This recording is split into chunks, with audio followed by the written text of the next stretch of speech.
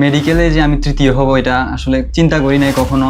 ইচ্ছা ছিল যে আমি ঢাকা মেডিকেল কলেজে চান্স পাবো, বাট আশা করি নাই যে তৃতীয় হয়ে যাব।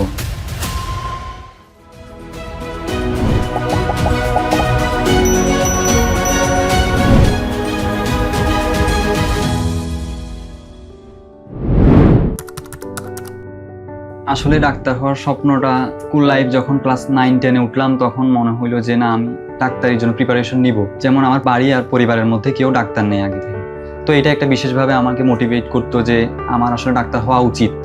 আমার এই সম্পূর্ণ জার্নিতে আমার আব্বু আম্মু আমার জন্য অনেক স্ট্রাগল করেছে।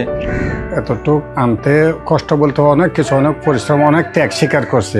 ছোটবেলার থেকে বিশেষ গুণ দেখতে পেয়েছি, ওর খুব শান্ত স্বভাবের, উচ্ছৃঙ্খল কোনো কার্যকলাপের মধ্যে জড়িত ছিল না।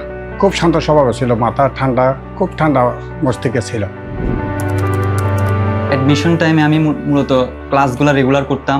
বায়োলজির ক্ষেত্রে প্রত্যেকটা ক্লাস আমি রেগুলার করেছি। ক্লাস করার পর মেইন বইটা একবার ভালোভাবে পড়তাম, কারণ শুধু ক্লাস করলে পড়াগুলো মনে থাকে না। যখন নিজে থেকে একবার পড়ি তখন অনেকাংশেই লেখাপড়াগুলো সহজ হয়। তোর মেইন বইটা পড়ার পর কোয়েশ্চেন ব্যাংকটা সলভ করতাম। অনলাইন বেচে কয়েকটা ক্লাস আমার দেখা হয়েছিল, ক্লাসগুলো ভালোই ছিল।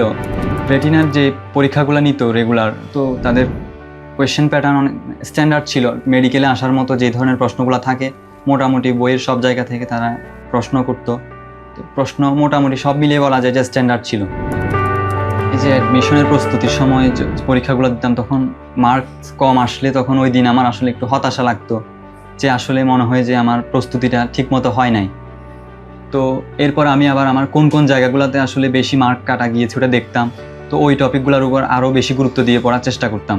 তো এই অনুযায়ী এভাবে আমি প্রত্যেকটা অধ্যায় কঠিন টপিক যেগুলো আমার মনে হয়তো ওগুলো গুছিয়েছিলাম। অ্যাডমিশনে নেগেটিভ মার্ক কমানোর জন্য আমি মনে করি যে অ্যাডমিশনের আগে যত বেশি সম্ভব পরীক্ষা দেওয়া উচিত। বারবার প্র্যাকটিস করতে হবে, আর এই যে প্রশ্নগুলো আমরা একেবারেই জানি না ওই প্রশ্নগুলো স্কিপ করতে হবে, কারণ ওগুলো হওয়ার সম্ভাবনা অনেক কম। তো আমিও এটা করেছিলাম যে মূল অ্যাডমিশন টেস্টে যে প্রশ্নগুলো অ্যাডমিশনের পরীক্ষায় যে প্রশ্নগুলো আমি পারি নাই ওগুলো আমি স্কিপ করেছি। পরীক্ষার শেষ 8-10 দিন মানে যে কাজগুলো আসলে করা উচিত বলে মনে করি না আমি, সেগুলো হচ্ছে এক্সট্রা কোনো নতুন কোনো অধ্যায় না পড়া।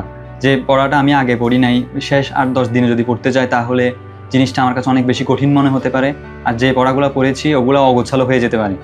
আরেকটা বিষয় হচ্ছে পরীক্ষার আগের রাত না জাগা, যেটা আমি করেছিলাম। আমি যথেষ্ট তাড়াতাড়ি ঘুমিয়ে যাওয়ার চেষ্টা করেছিলাম। আর পরীক্ষার হলে অবশ্যই হাতে সময় নিয়ে যেতে হবে, মিনিমাম 1 ঘন্টা আগে পরীক্ষার হলে উপস্থিত থাকা ভালো, কারণ এখানে কোনো রিস্ক নেওয়া উচিত না। তখন সবাইকে প্রশ্ন দিল, তখন আমি যে রোল নাম্বার আর সিরিয়াল নাম্বারটা লিখলাম। এবার যখন ভরাট করতেছিলাম তখন দেখলাম যে আমি একটা ভুল বৃত্ত ভরাট করছি। তো তখন হঠাৎ আমি একটু ভয় পেলাম। তো সাথে সাথে আমি ব্যাপারটা স্যারকে জানালাম। স্যার এসে ব্যাপারটা দেখলেন যে আসলে ব্যাপার কতটুকু ভুল হয়েছে, এটা কি থাকবে নাকি প্রশ্নটা চেঞ্জ করে দিবে।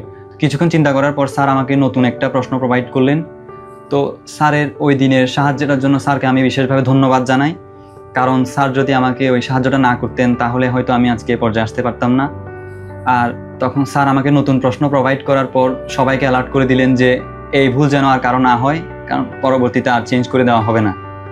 তো এই ব্যাপারে পরবর্তীতে যারা মেডিকেল পরীক্ষা অংশগ্রহণ করবে তাদেরকে একটা বিশেষভাবে সতর্ক থাকার অনুরোধ জানাচ্ছি, যেন এই ধরনের ভুল কারো না হয়।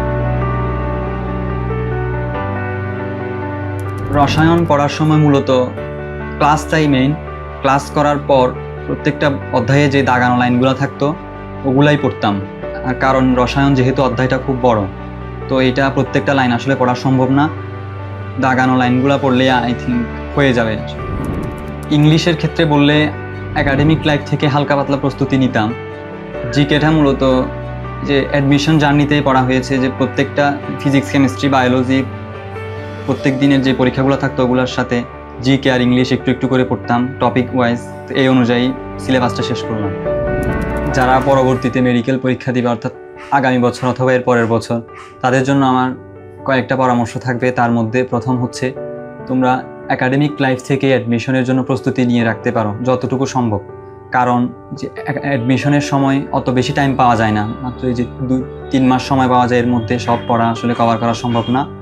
তো যখন একাডেমিক থেকে যদি আমরা কিছুটা প্রস্তুতি নিয়ে রাখি তো আমাদের জন্য সহজ হয় অ্যাডমিশনের সময় প্রস্তুতির। আরেকটা ব্যাপার হচ্ছে যেটা মেইন বই ওটা অনেক ভালোভাবে পড়তে হবে, আর এর পাশাপাশি এক্সট্রা রাইটার ইনফো যদি সম্ভব হয় পড়া উচিত আমি মনে করি। এটি মেডিকেলের জন্য একটি মানসম্মত প্রতিষ্ঠান, আর তাদের এই যে পরীক্ষার প্রশ্নগুলো অনেক স্ট্যান্ডার্ড হয়। আর রেটিনার মেন্টর ভাইয়ারা খুবই সাপোর্টিভ ছিলেন, যে আমার অ্যাডমিশন জার্নিতে তারা অনেকবার ফোন দিয়ে আমার পড়া খোঁজখবর নিয়েছেন। আর ভবিষ্যতে অবশ্যই আমি একজন মানবিক ডাক্তার হতে চাই, মানুষের পাশে দাঁড়ানোর ইচ্ছা। কিন্তু ভবিষ্যতে আসলে আমি কোন সেক্টরে যাব ওইটার ব্যাপারে সিদ্ধান্ত নেওয়া হয় নাই, কারণ এটা আস্তে ধীরে যখন আমি লেখাপড়াটা শেষ করব আর বুঝতে পারবো যে আসলে কোন সেক্টরে গেলে আমি মানুষকে সবচেয়ে কাছ থেকে সাহায্য করতে পারি, অথবা কোন সেক্টরে গেলে আমি আমার সর্বোচ্চ এফোর্টটা মানুষের জন্য দিতে পারবো, তো তখন ওই সিদ্ধান্তটা নেওয়া হবে।